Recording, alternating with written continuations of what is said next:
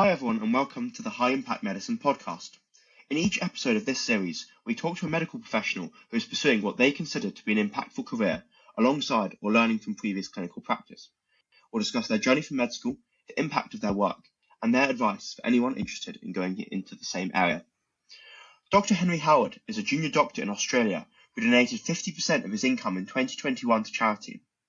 He has pledged to give 10% of his income to effective charities forever, having taken the Giving What We Can pledge. He is also really interested in medtech and entrepreneurship. We're really excited to talk to him today about his career, effective giving, and thoughts on doctors' ability to do a huge amount of good through donating to charity. Henry. Thank you for having me with you, Abe. Wonderful to be here. No, thank you for joining us. So to start off, I was wondering if you could tell me a little bit about your journey from med school or even during med school. What got you interested in doing good? Yeah, absolutely. So I think it started a long time before med school. And I think when I was growing up, I used to see the ads on TV that all of us saw about children starving halfway across the world. And I wanted to do something about it.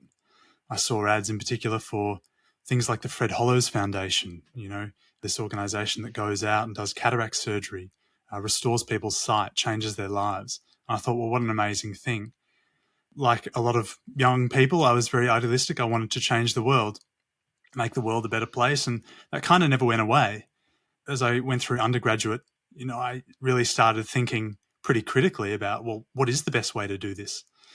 Is it to go do voluntourism, to go and try and build a school in rural Kenya that, maybe isn't actually very effective, or to go and work with orphans who are actually bussed in from a local village? There's lots of not so great ways to do charity, and it's quite a confronting thing to learn.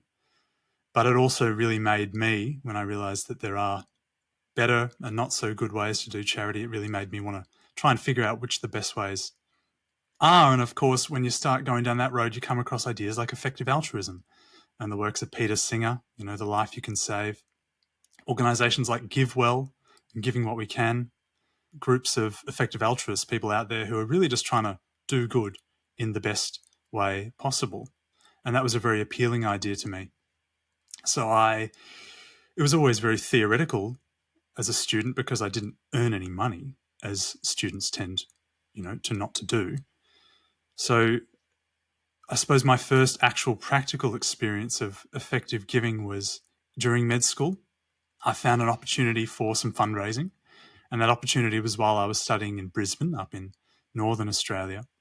There's an organisation up there called QFarm, and they run medical trials. They recruit young, healthy people and experiment on them like guinea pigs. I participated in one of their trials in which they infected me with malaria, the tropical disease with which many effective altruists will be familiar because it's a terrible disease, and treating malaria and preventing malaria is one of the most cost-effective positive interventions you can do for global welfare.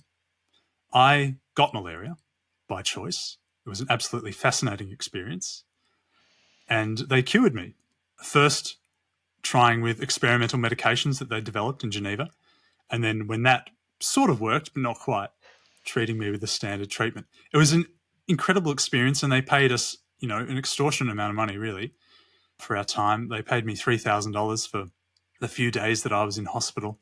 And I gave all of that money, as was the plan, to the Against Malaria Foundation, which I also thought was a little bit of an ironic twist. And it was one of the best things I'd ever done. And it was really the beginning of the end, I suppose. I thought, once having done that, how could I not do this again? And then, of course, when it got to the end of med school, I realised that I'd be earning a lot of money, as doctors tend to do, especially in Australia. Yeah. And so I decided I wanted to make a big statement with my first year's earnings. I think even a junior doctor earns a lot of money relative to the rest of the world. And you don't have to be a consultant to start giving some of that money away. And I wanted to make that clear. So I decided to give 50%, half of everything I earned, to charity in my first year of working. And I did. And I live streamed about it every 2 weeks, every time I got a paycheck. And in the end, I gave, it's a little bit hard to remember now, I think it was about $53,400 to different charities all around the world. Mostly the big GiveWell recommended charities, and to a lesser degree, local charities that I think are also doing really good work, and that I want to support as well.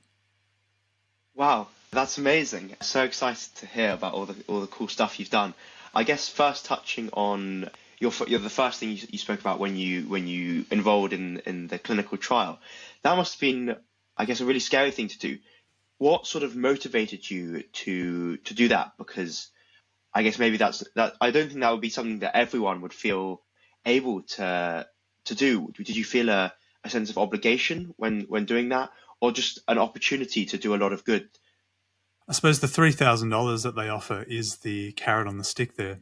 But for me, I had been exploring these ideas of effective giving, and in the back of my mind at all times was this idea that, well, $4,000 or $5,000 is a human life. If I can make that much and give that away, I'm saving a human life. I mean, that's a pretty good use of time. And if all it takes is 3 days spent in a hospital bed, in a clinical trial facility, well, you know what? That's pretty good. So that's what motivated me. The idea of helping people, and helping people in a really real way, and a way that's evidence-based, and a way that's effective, and a way that's really going to make a difference. So that got me through. That got me through the long days in the hospital, the long afternoons when I was sick with malaria, having what felt like a pretty bad hangover. But in the end, well worth it. What a fantastic experience it was. Wow, yeah. Could you tell me a little bit more about your personal cause prioritization? What sort of charities you tend to give to, and why? Yeah, absolutely. So deciding which charities are the most effective is really hard, and it's the core of effective altruists. I'll try that again. So, yeah, of course, deciding which charities are effective is the core of effective altruism, and it's really hard. And so there are big charities. There are some really kind of ones that are commonly held up as being really effective. Those are the ones recommended by GiveWell, and New Incentives, and Give Directly, and the Against Malaria Foundation. So I gave a lot to those ones that have, really strong evidence-based backing to them. But I think a common criticism of effective altruism is that if we all focus only on those charities, then what happens to, everyone's favorite local charities that maybe aren't doing saving a life for $4,000 or $5,000, but are still doing really good work, and are still ultimately at the end of the day better than spending your money on a Mercedes or a BMW or something.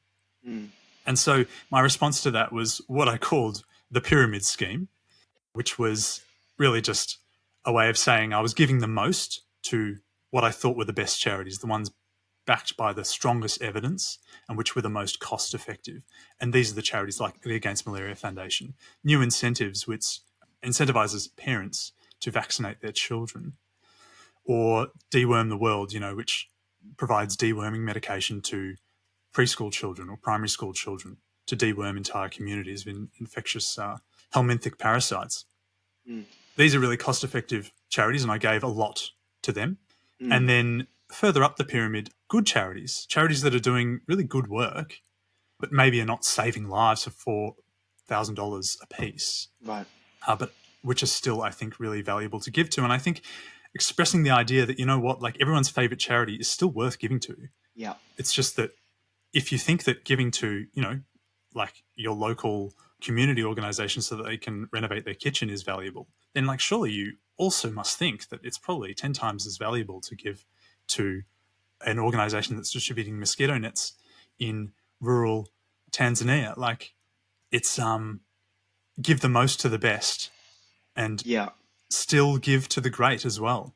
At the end of the day, what's really important is that we redirect money from stuff that we don't need, because we spend heaps on stuff we don't need when there's so many fantastic things that we could be spending that money on instead. I guess that was the message I was really trying to send with that. Wow, yeah, I think that's amazing. I think the really empowering thing about charities like the Against Malaria Foundation is that through evidence-backed trials that for every $4,000 or however much you donate will save a life, which is just which is an amount that anyone or most people who are living in rich countries are able to give over the course of some period in their life, and you've had that impact, and that's just a really amazing thing, and hopefully feels a lot better than buying another BMW or something. Yeah, another one. No one needs two. I would argue that no one needs one, actually. Needs one, yeah. So It's tell me a little bit. the drowning child thought experiment, of course. Mm, It's the drowning child thought experiment, of course, that probably a lot of people are familiar with from Peter Singer, and Peter Singer, the philosopher, who has been a big influence in the effective giving, effective altruism community. He talks about the drowning child thought experiment, which is this idea that if any of us were walking past a pond in, say, a $5,000 Versace suit, which I'm sure you and I both own, of course. If we're walking past the pond in our $5,000 Versace suit and we see a small child drowning in that pond, would anyone in the world hesitate to jump in that pond and save that child, even if it meant ruining our suit? And probably not. You know, almost all of us would. And yet the fact that that child is halfway across the world and out of sight, and maybe we don't see the issue and see the solution, means that we don't make that choice, even though that choice is there every day. And the intervention is preventing malaria, it's deworming, it's incentivizing vaccination against vaccine-preventable diseases, it's providing clean water, it's providing fortified flour to prevent nutrient deficiency. And that choice is there every day, and we can be making that choice, and we probably should. We probably should. Yeah, and these organisations doing great work in sort of hopefully letting people know that these super cost-effective interventions do exist, that the opportunity to do that exists every day. Yeah. So moving on a little bit, could you tell me a bit more about why you decided to take the Giving What We Can pledge? What originally sort of motivated you to take that sort of affirmative action? And for listeners who might not know, the Giving What We Can pledge is a pledge to donate 10% of your income to charities, and especially effective charities, for the rest of your life. The pledge is entirely self-administered, so you choose when and how to give, and it scales with how much you're earning at a time. Yeah, absolutely. So the Giving What We Can pledge seemed like a bit of a no-brainer to me. I think our careers are such an underappreciated form of fundraising. You know, I'm not a fantastic baker and I'm not a fantastic runner. So the idea of raising money through a baking stall or a fun run doesn't make a heap of sense. But I did go to university for 8 years and I'm trained as a medical professional now.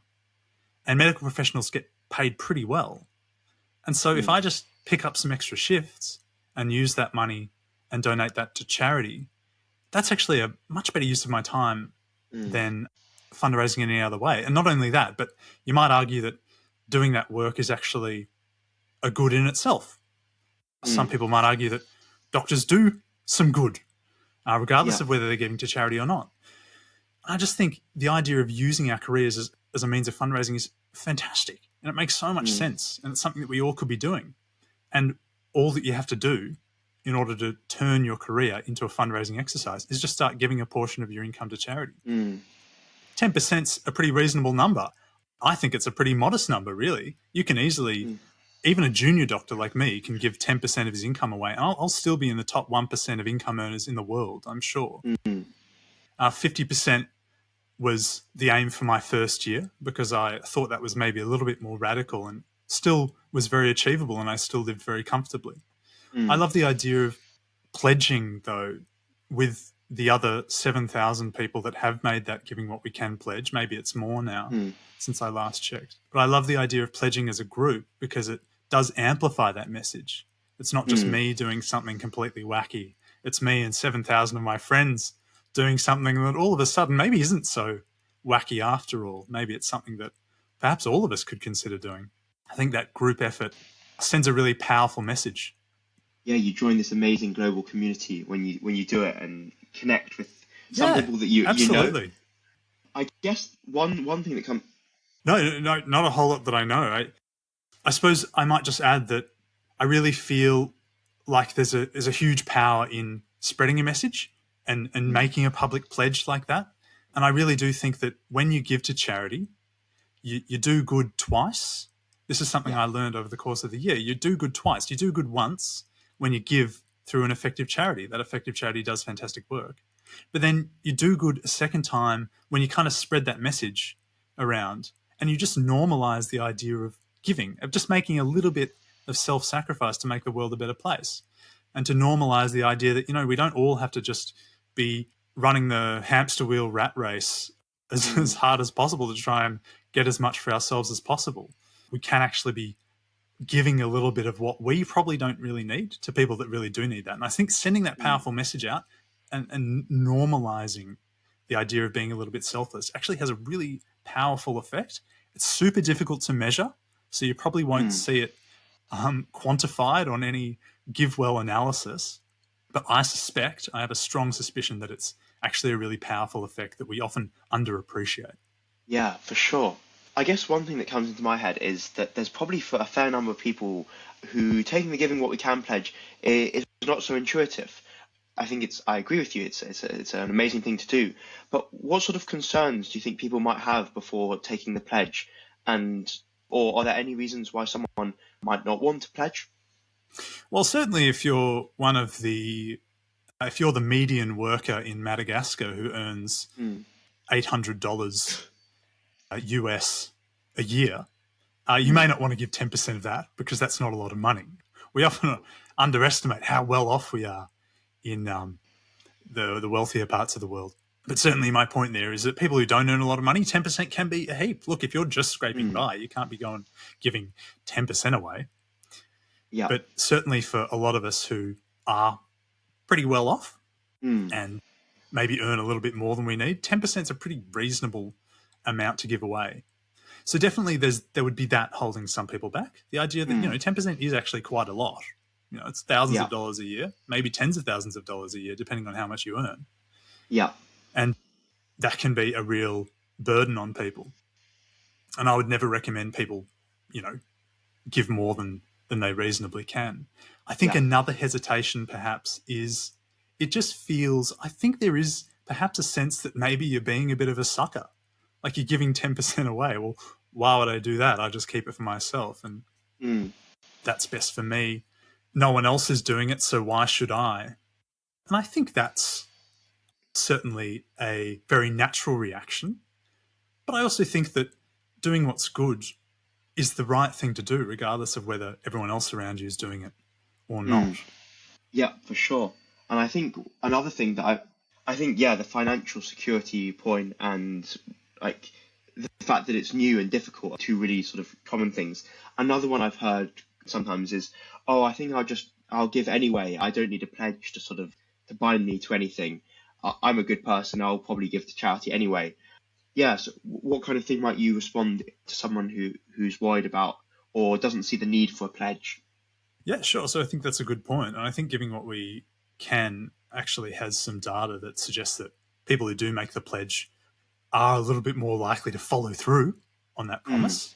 Maybe the sense of the slight pressure to uphold your own standards or to fulfill the promise that you've made acts as a bit of positive pressure that, maybe gives you a bit of a kick up the bum to do the right thing. And that can be good.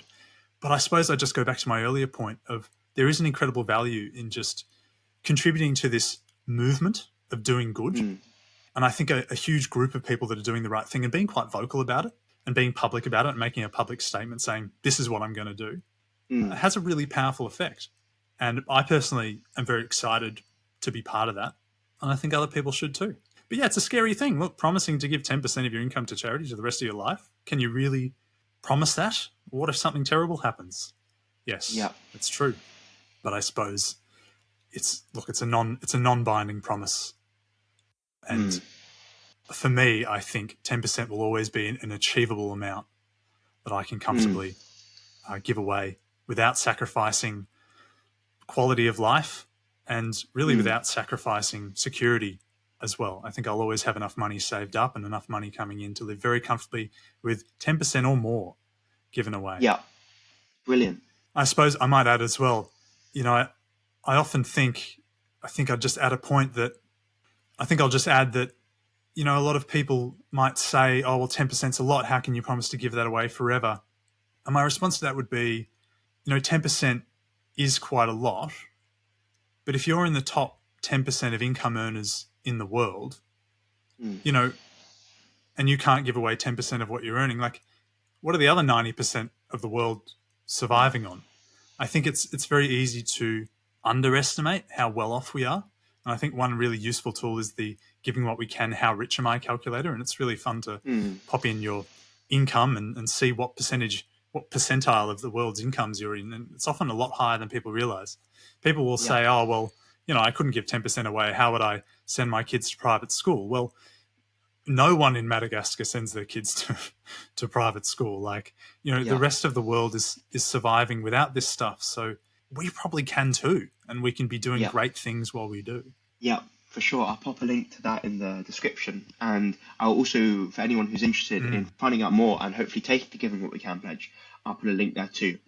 One thing that might be of interest is if you're not sure about taking Giving What We Can pledge, you can take their trial pledge, where you pledge to give 1% of your income as a student, or what you can as a student, and 1% when you start earning, to charity through their normal platform. And you can see whether you enjoy it or not, and whether you want to then hopefully move on to take the full Giving What We Can pledge. Great. That was a really, really exciting discussion, and I'd really encourage anyone listening to think deeply about whether taking a giving pledge, and for instance the Giving What We Can pledge, might be for them. Henry, I wanted to ask you now about, I'm guessing you are practicing clinical medicine, given the amount you're donating from your salary to charity. How do you find that experience of practicing clinical medicine, and how do you see potential to do good through your career? Yeah, I mean, practicing clinical medicine is fantastic, and it is an amazing privilege, really. The things you see and the things you learn and the experiences you get, incredible. And clinical medicine is great, and it feels good to be, helping people and doing a career that actually really does feel useful. I suppose there is, I believe that there's an enormous impact that one can have through clinical medicine, and I've met incredible doctors who are extremely inspiring to me. And regardless of whether they're giving to charity or not, it's not up for debate whether they're doing incredible work. And that's fantastic. Yeah. I think all of us have the potential to amplify how much good we're doing by giving a little bit of our income to charity. But I don't think that's the only way that we can do amazing things. Just by being good people, by being kind and caring, and by doing the right thing, you can have an enormous impact, not only directly through the people that you're helping, but indirectly as well, by kind of inspiring others and encouraging those kinds of positive attitudes around the world as well. Personally, I think there's other ways as well. So I think medicine, you can do fantastic things by getting into policy, by getting into tech. Research as well has enormous positive impacts. So there's all sorts of avenues you can pursue if you're really one of those cold calculating characters that just wants to get the biggest bang for your buck possible. I do have a little bit of that thread in me, I think. I am pretty interested in how I can make really the biggest positive impact on the world that I can. And certainly that's what drives part of my interest. Certainly that's part of what drives my interest in medtech. So I'm pretty keen on programming myself. I have a little bit of a programming background, and I have some pretty big dreams of, fulfilling some of the holes that I've seen in clinical medicine with new technology. And nice. I'm very keen to see in the future what opportunities there are for someone with a bit of a programming background and a bit of a clinical medicine background to provide new tools that make easier for doctors, nurses, healthcare workers, patients to manage their health and optimize health outcomes. I think there's huge opportunities for that kind of thing, and I think it could have a massive impact on people's health. And I think there's probably a lot of money in it that could buy a lot of mosquito nets, Abe, as well. And I'm pretty keen on getting a little bit of that slice of pie sent over to Southeast Asia and Sub-Saharan Africa. For sure. My dream is that by the end of my life, mosquitoes carrying malaria no longer exist. That's a good dream, a good dream to have, and one I definitely share. I just want to push back on one of the things you said there. You said that to be thinking about that sort of thing, you need to be a cold, calculating character. I think kind of the opposite, that if you want that sort of desire to help as many people as possible through your career, whether through clinical medicine or taking what you've learned from clinical medicine and applying it to medtech or something like that, really makes you a warm, fuzzy person, Henry. I think that's a wonderful way to look at it. And I suppose I only say that because it's a bit of a stereotype or a bit of a criticism that's made of effective altruism in particular, that it is just a bunch of people who have listened to too many global development and economics podcasts who are trying to apply calculus to, positive ideas like how to make the world better. But gee whiz, I mean, there's so much positivity that can come out of doing some calculations and applying some real, pure, cold, rational logic to doing good. And it really can just, I think it's a wonderful thing and something that we should all embrace. Yeah, and I think when you see the amount of impact your money can have and choose consciously to give in that way, then you can really see sort of how positive giving can be, because you can see the impact that you personally can have, and that's amazing. That's exciting, and that warmth. Yeah, it is. It is exciting. Yeah, Absolutely, sure. and it gets me out of bed in the morning. It's just brilliant. Yeah, that's so good to hear. So, what do your plans look like for the next 5 years? Yeah, well, that's a bit tricky. I suppose I'm still on the lookout for opportunities in med tech, and I'm going to be continuing to practice medicine, going through my junior years with a keen eye on opportunities.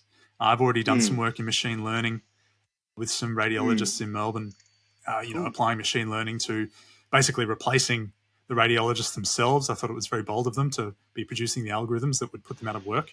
Very inspiring. Yeah. I'm on the lookout for opportunities like that, but also learning, experiencing, growing, and making a lot of money for charity in the meantime. That's really the plan for the next 5 years. Nice. And one thing I meant to ask before actually was, do your colleagues at work know about your pledging and your giving? What do they think about it?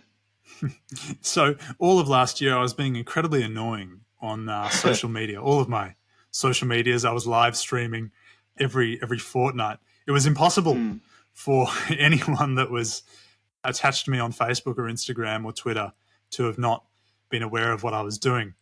I received some very positive comments. I received a lot of silence. I received probably a lot of raised eyebrows. Is this guy completely off his nut? But no, it was ultimately very positive. Some of my bosses reached out when they found out, because I was in the local newspaper for doing it. Nice. So some of them reached out saying what a great thing they thought it was. But yeah, I think the response from my co-workers was overwhelmingly positive, and it started a lot of conversations. They were wondering, well, how was I deciding who to give to? They had ideas for charities that they thought maybe I should give to, and I just think it's such a fantastic conversation to start.